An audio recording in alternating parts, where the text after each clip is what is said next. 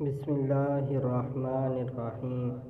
ایک وہی تو ہے جو تم سے بیزار نہیں ہوتا، جو یہ جانتا ہے کہ تم اپنی غرض کے لیے اس کو پکار رہے ہو، مگر پھر بھی وہ تمہیں سنتا ہے، بہت غور سے سنتا ہے۔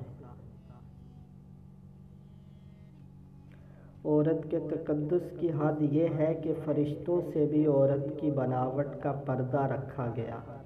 اسلام نے عورت کو بہت عزت دی، اور جو مقام ایک عورت کا ہے وہ اسے کبھی نہ بھولے اور خود کو اس طرح عام نہ کرے۔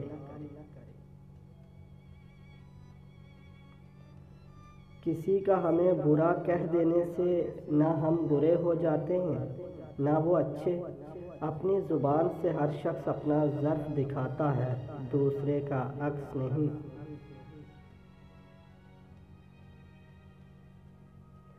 فرض اور واجب عبادتوں کے بعد سب سے خوبصورت عبادت دوسروں کا درد محسوس کرنا ہے۔